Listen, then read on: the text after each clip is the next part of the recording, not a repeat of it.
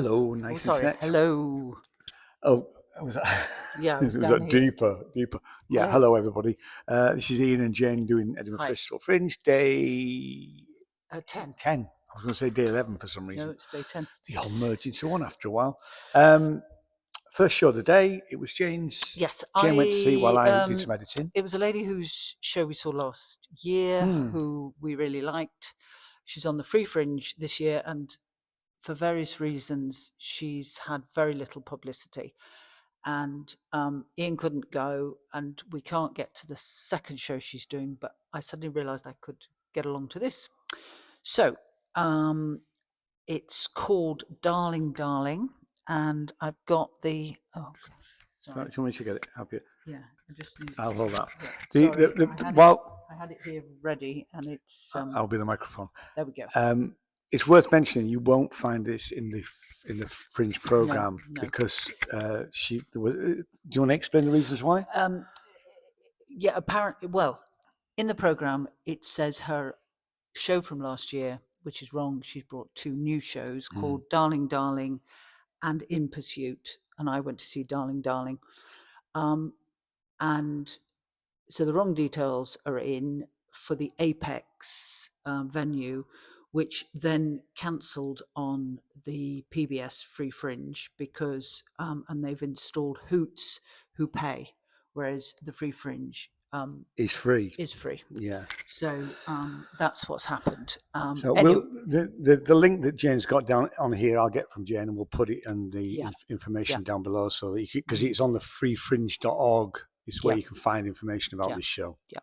So I'll just read you what I've got here. So Eileen lived in Fremantle, Western Australia in the 1980s, returning to London, where she remained through her working life.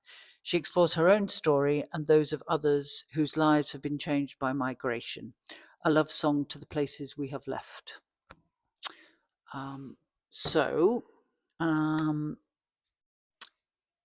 There sadly were only 2 of us. How big's the venue? How big's the room? Oh, it's tiny. Okay. So how many? It's not very big. And the 20? Seats. Oh no. Oh wow! No. Right. Okay. Because it's just seats down 2 edges of a little cave, really. In a pub, isn't it? In a pub, and there's no door that she can shut. So there was a stand-up. It was called the... anyway, it was a big stand-up thing, which there probably were about 15 people at. So, of course, that did encroach on her space. But you could block it out. And it...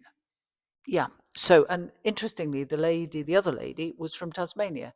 So, of course, Eileen was talking about Western Australia, and they could, swap stories about life in Australia, basically. So it was great. It was well thought out, the whole thing, because she had lights that she changed the colours of to simulate various, the way that the light looks on an evening in Australia and that kind of thing. And she had some twinkly lights. She also had some pictures that she showed us. And then she had some mementos, things that people who, when they'd lived abroad, had given her as gifts, or they belonged to those people. So that was lovely, and she passed those around between us, the 2 of us. So it was. So she talked about, it was this sort of sense of people's belonging, and she talked about herself and how much she loved going back to Australia, and she's going again in January. But how a lot of people live in different places, they don't feel that they belong anywhere in particular. And she talked... That's interesting. Yeah, and she talked about people who are expats. So, they may have come from somewhere, then they live temporarily in places, but they've chosen to do that. And then equally, she also did a section on the children of expats who have no choice. Yeah. They go where their parents go. Yeah. And she talked about places like Indonesia. Somebody's story, he was responsible for setting up a hydroelectric plant. I think that's right. And then she talked about, there was another friend who lived in Hong Kong, and that was lovely because all 3 of us knew Hong Kong. Yeah. So we had a bit of discussion about that. yeah, and Darling relates to a bar in Fremantle. I won't, she describes it beautifully. I won't say any more about that, but that's where the title came from.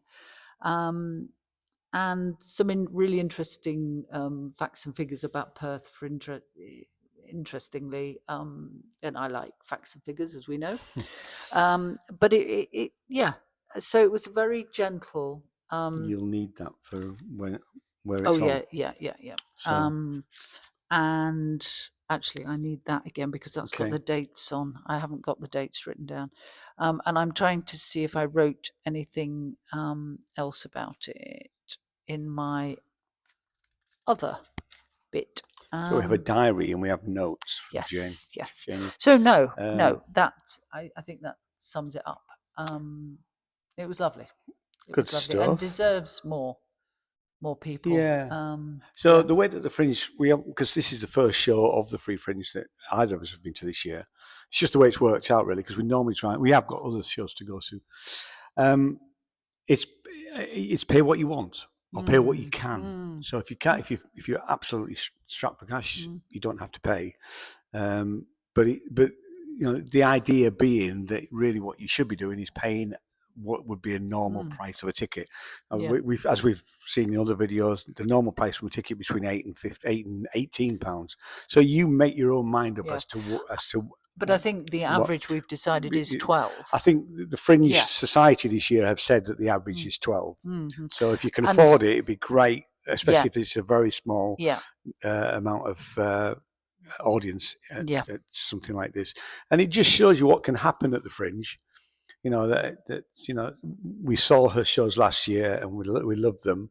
And she's not in the program. She's harder to find, and that's why she's not getting bums on seats. Is because lots of people don't know she's there. No, it's really difficult. Read this bit out.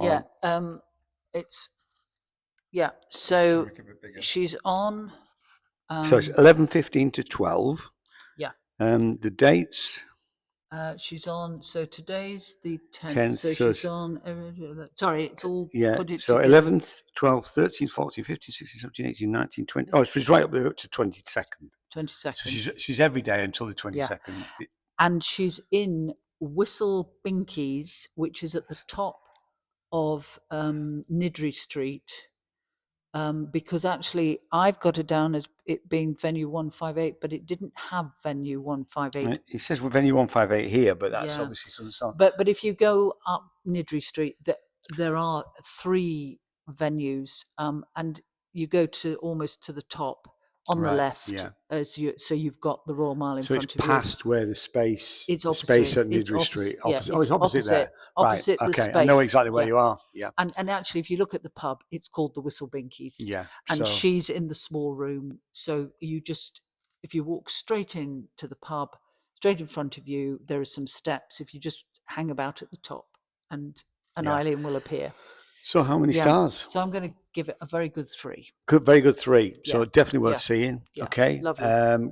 Go and support her if you can, because I remember her from last year, and she's lovely.